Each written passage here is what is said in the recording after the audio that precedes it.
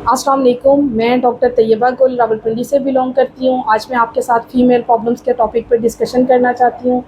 सबसे मेन जो female problems में आती है हमारे पास कॉजेज़, उनमें है ओबेसिटी। बेसिकली ओबेसिटी तो मेल फीमेल दोनों में चलती हैं, लेकिन आज हमारी डिस्कशन फ़ीमेल टॉपिक्स पे है, तो मैं आपको ये बताना चाहती हूँ कि फ़ीमेल में ओबेसिटी में की मेन कॉज़ हार्मोनल इम्बैलेंस, जिसको हम कह सकते हैं कि पीरियड्स का इर्रेगुलर होना, ये मेन कॉज़ आती है। अब ओबेसिटी में, मोटापे में हमें किन चीज़ों को कंट्रोल करना चाहिए और ऐसी क्या आदत अपनानी चाहिए जिसके साथ हमारा मोटापा भी कंट्रोल में रहे, हार्मोन्स भी बैलेंस रहें। तो हार्मोन्स जैसे ही बैलेंस होना स्टार्ट होते हैं तो आपके वेट जो है वो आपके कंट्रोल में आ जाता है। मैंने बहुत सी ऐसी बच्चियाँ क्लिनिक में देखी हैं, बहुत से ऐसे केसेस देखे हैं, पेशेंट्स देखे हैं कि जिनमें मासूम बच्चियाँ 16-17 साल की उनकी उम्र चल रही है और उनको ये प्रॉब्लम आ रहा है मोटापे का।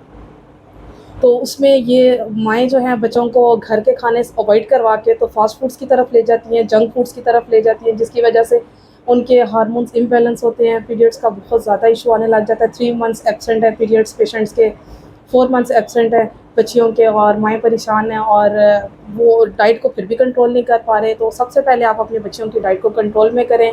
प्रॉपर बच्चियों को ऐसी एज में, बच्चियों को सबसे पहले मैं आपसे रिक्वेस्ट करना चाहती हूँ कि अपने बच्चों को इस एज में 20 से, अगर आपकी एज कम है तो आप अपने बच्चों को मत कोई ऐसी मेडिसिन दें जो हार्मोन्स पे इफेक्ट हो। अगर उनके पीरियड साइकिल इरेगुलर, आप बच्चों को जस्ट मल्टीविटामिन्स पे लेके आएँ, उनकी डाइट चेंज करें, उनका लाइफस्टाइल चेंज करें, उससे बहुत हद तक रिकवरी हो जाएगी। इसके बाद आ जाता है 20 प्लस एज के पेशेंट्स हैं या लेडीज़ हैं, जिनमें अगर आपका कुछ ओबेसिटी का इशू है तो फिर आप अपनी गायनाकोलॉजिस्ट से कंसल्ट करें, उनको अपनी कंडीशन बताएं। और आफ्टर मैरिड, अगर आपको मैरिज लाइफ के बाद आपको कोई ऐसा इशू आ रहा है कि जो आपके हार्मोन्स को इम्बैलेंस कर रहा है, फिर आप जाके अपने डॉक्टर से कंसल्ट करें। इसके बाद आ जाता है पीसीओएस का इश्यूज़। पीसीओएस बेसिकली है क्या? पीसीओएस कहते हैं पॉलीसिस्टिक ओवरी सिंड्रोम को। ये इसमें आपकी ओवरीज में ओवेरियन सिस्ट बननी स्टार्ट हो जाती है। ओवेरियन सिस्ट की भी डिफरेंट कॉजेज़ हैं। फिर उसमें आ जाती है अनहाइजेनिक डाइट है, आपकी पर्सनल हाइजीन का ख्याल ना रखना। इसके बाद ओवेरियन सिस्ट में आ जाती है आपके पैड्स का इशू आ जाता है। फिर आपकी आ जाती हैं कोई ऐसी मेडिसिन जो आपने बहुत लॉन्ग टाइम यूज़ की हैं, कोई ऐसी डिज़ीज़ आपकी प्रीवियस रह चुकी है, ये आ जाती है ओवेरियन सिस्ट में, ये कॉजेज़ आ जाती हैं। इसके बाद जो ओवेरियन सिस्ट में कॉज़ आती है वो आ जाती है कि अगर आपने कोई ऐसी हार्मोनल मेडिसिन्स ली हैं, कॉन्ट्रासेप्टिव मेडिसिन्स ली हैं, तो वो आपकी ओवरीज में सिस्ट बना देंगी या आपको फाइब्रोइड यूट्रस का प्रॉब्लम स्टार्ट होने लग जाएगा।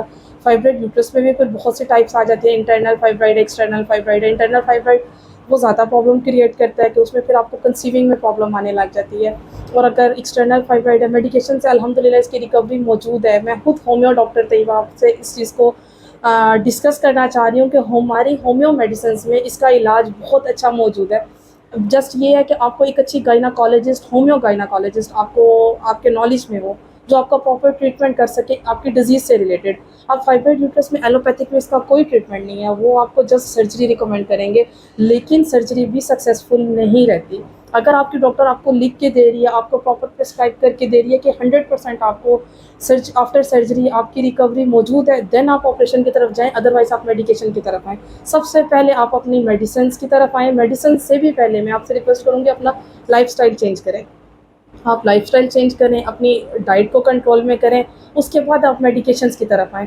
अगर मेडिसिन से आपको रिलीफ़ मिलना स्टार्ट हो जाता है तो वेल एंड गुड, और अल्हम्दुलिल्लाह 99.9% रिज़ल्टेड है मेडिसिन। और अगर वहाँ से आपको रिज़ल्ट नहीं मिलता, देन आप सर्जरी की तरफ जाएँ या एलोपैथिक की तरफ जाएँ।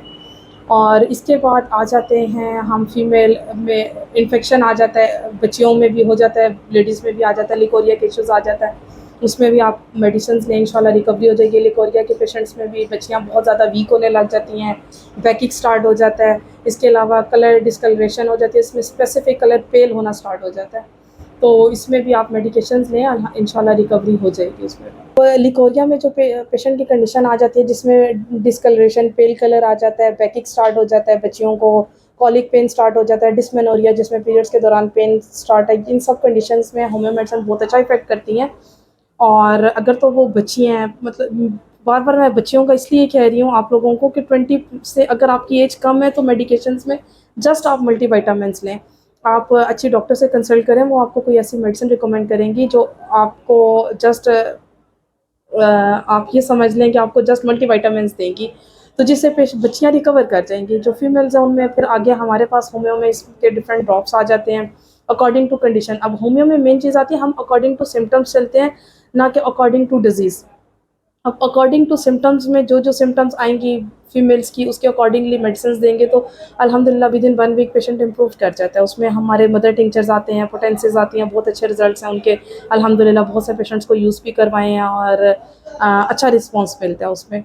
और इसके अलावा एलोपैथिक में जाएँ तो उनमें फिर आ जाती हैं कुछ वजाइनल क्रीम्स आ जाती हैं, कुछ इसके अलावा आपके पास आ जाती हैं मेडिकेशंस में टैबलेट्स हैं और इनके इंजेक्शंस हैं जो अकॉर्डिंग टू हार्मोनल इफ़ेक्ट्स चलते हैं। एलोपैथिक में भी काफ़ी सारी उनके हार्मोन्स की मेडिसिन्स चलती हैं जो साइकिल के अकॉर्डिंगली भी चलती हैं और जो डिफरेंट कंडीशन के अकॉर्डिंग कैप्सूल्स वगैरह चलते हैं जो पेशेंट को रिलीफ देते हैं। मैं ये नहीं कहती कि एलोपैथिक ट्रीटमेंट बहुत बुरा है, अल्हम्दुलिल्लाह अच्छा है। मैंने खुद एलोपैथिक प्रैक्टिस काफ़ी टाइम किया और ठीक है, अच्छा है। लेकिन अपनी फील्ड में तो हम आपको यही गाइड करेंगे कि आप होम्यो मेडिसिन की तरफ आएँ कि जो आपको लॉन्ग टर्म ट्रीटमेंट आपको ना रिलीफ देगी। ट्रीटमेंट तो बहुत से लोगों के माइंड में ये बात आती है कि होम्यो मेडिसिन बहुत लंबा टाइम लेती हैं असर करने में, लेकिन वो पहले का दौर था। अभी माशाल्लाह होम्योपैथिक में बहुत स्कोप है और बहुत अच्छा रिस्पॉन्स है। मेरे पास बहुत से पेशेंट्स आते हैं, बल्कि आप डिफरेंट डॉक्टर्स के पास जाएँ आपको वो भी बताएंगे कि with in 2 to 3 days patient में इंप्रूवमेंट आने लग जाती है। और इस मेडिसिन के रिजल्ट्स अच्छे हैं, आप होम्यो मेडिसिन की तरफ आएँ। अगर आपको किसी किस्म की कोई कन्फ्यूजन है, कोई आपको बात नहीं समझ आती या आप कुछ डिस्कस करना चाहती हैं तो मेरा कॉन्टैक्ट नंबर आपके पास आ रहा होगा, आप इस पे मुझसे कांटेक्ट करें, मैं आपको इंशाल्लाह गाइड करूँगी। और मेडिसिन से रिलेटेड भी अगर आप कुछ डिस्कस करना चाहें तो मोस्ट वेलकम।